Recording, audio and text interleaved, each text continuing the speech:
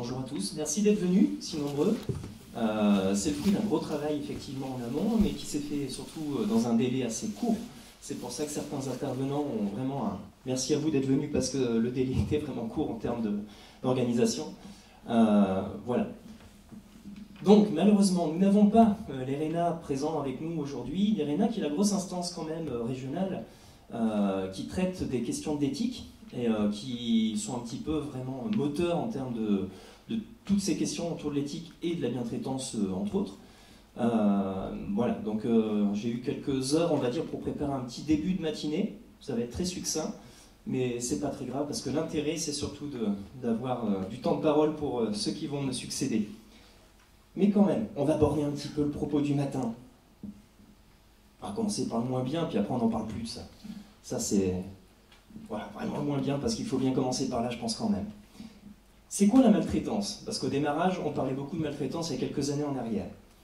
La maltraitance, en fait, ça peut se définir comme ça.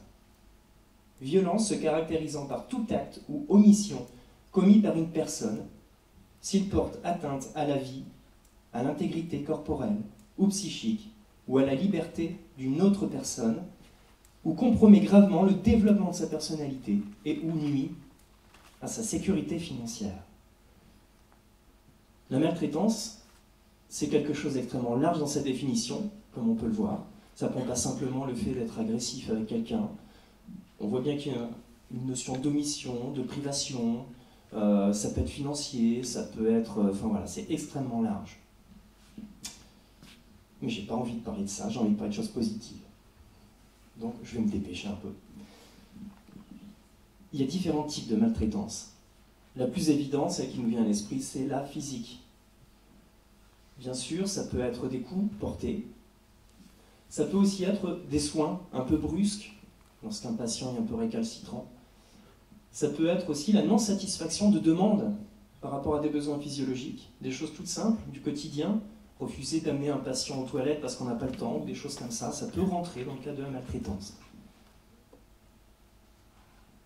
La maltraitance, elle peut être psychique ou morale. Ben là, c'est les abus d'autorité.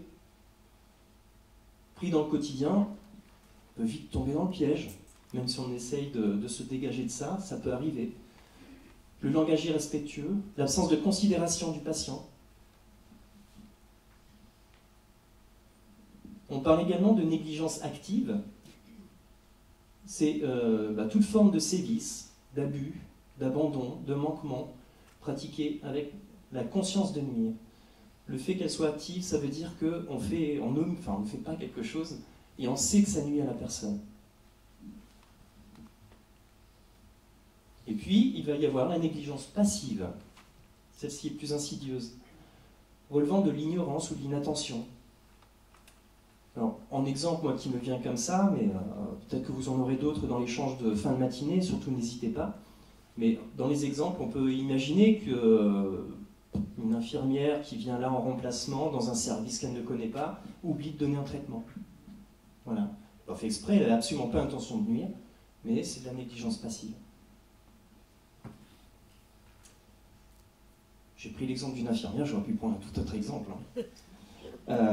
Privation ou violation des droits, limitation de la liberté de la personne, privation de ses droits civiques, une pratique religieuse, tout ça c'est encore dans le cadre de la maltraitance. Et la violence matérielle ou financière, vol, exigence de pourboire, escroqueries diverses, des locaux inadaptés aussi. Nous qui étions dans la vieille Chartreuse à l'époque, on aurait pu considérer, d'ailleurs je l'entendais à l'époque dans certaines réunions, que voilà, les locaux n'étant pas adaptés, ça pouvait être considéré comme de la maltraitance. On est sorti de ça. Allez, j'ai plombé l'ambiance, soyons positifs un peu. Alors, une posture bien traitante, on va parler de ça, finalement c'est ça l'intérêt de la matinée.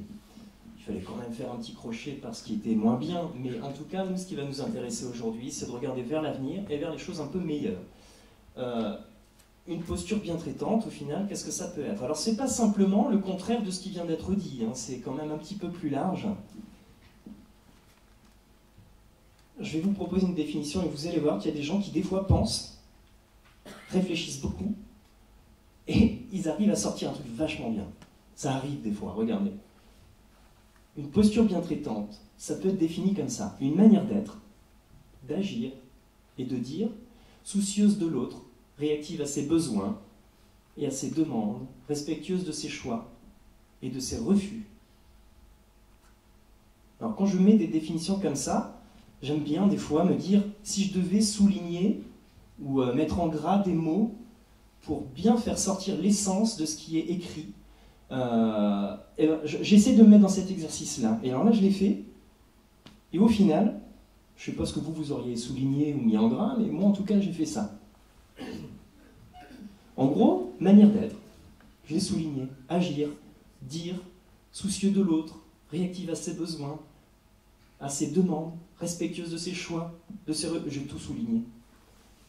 Donc quand même, pour arriver à une définition où chaque mot est important, où chaque expression, je pense que, voilà, là on a quelque chose d'extrêmement riche, qu'on peut peut-être garder sous le coude, enfin moi je vais me la garder sous le coude, cette petite phrase, cette petite définition, parce qu'au final, il me semble, et on verra en conclusion de cette matinée si je me trompe ou pas, je pense que là on a l'essence de tout ce qui va être abordé ce matin.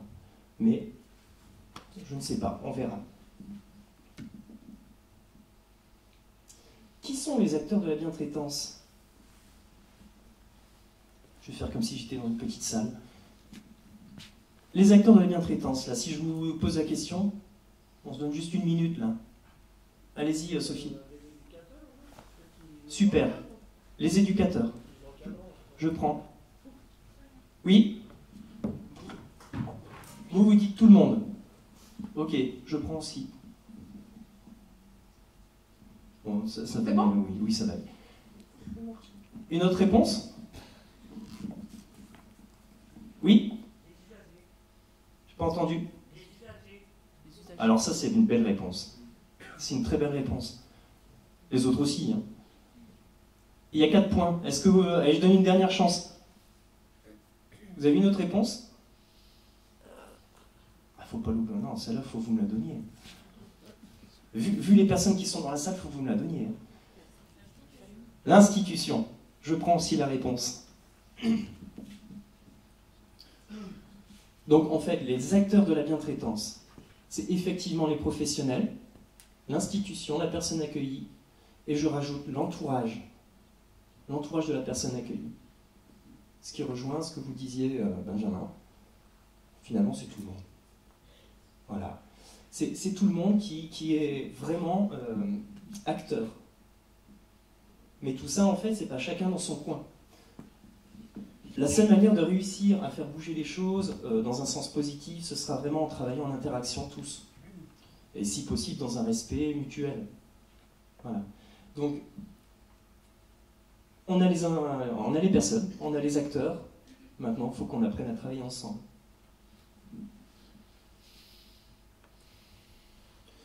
La bientraitance, elle interpelle ses acteurs sur plusieurs choses. Alors j'ai fait quelque chose de très simple, mais en même temps, je pense que ça résume beaucoup de choses. Elle interpelle les acteurs sur leur savoir. Donc tous les acteurs, les 4 qu'on vient de dire. Donc sur leur savoir, parce qu'on est tous différents, on a tous des formations différentes, on a tous des connaissances différentes. Ça va reposer également sur le savoir-être, ou les savoir-être des uns et des autres. Alors j'ai mis la posture pro dans le savoir-être, bon, ça pourrait aussi être dans les savoir-faire, mais bon, je préfère le voir dans le savoir-être. Allez. L'empathie, la disponibilité également, savoir se rendre disponible à l'autre. L'esprit d'équipe aussi. S'il n'y a pas d'esprit d'équipe, je pense qu'il est très compliqué de pouvoir se mettre dans une posture bientraitante. Et les savoir-faire, et dans les savoir-faire, cette bulle-là, c'est vrai que j'ai eu beaucoup de facilité à la remplir, puisque on est tellement d'acteurs, avec ces 4 acteurs-là, les savoir-faire sont énormes. Ça peut passer, bon, moi j'ai mis éduquer parce que c'est un petit peu la base, en tout cas pour le PDA du Glandier. Statistiquement, c'est là où le travail se fait le plus, en plus grand nombre en tout cas. Savoir élaborer un PP, accueillir une personne, que ce soit en EHPAD ou dans n'importe quel foyer, écouter, manager. Donc là, c'est plutôt sur le cran un petit peu du dessus, comment on manage une équipe. Mais c'est aussi au niveau de la direction, comment une direction manage ses équipes au sens très large. Gérer le stock, c'est super important pour la bientraitance. Qu'on ait un Théo qui gère le stock avec ses équipes, avec les personnes avec qui il est en contact.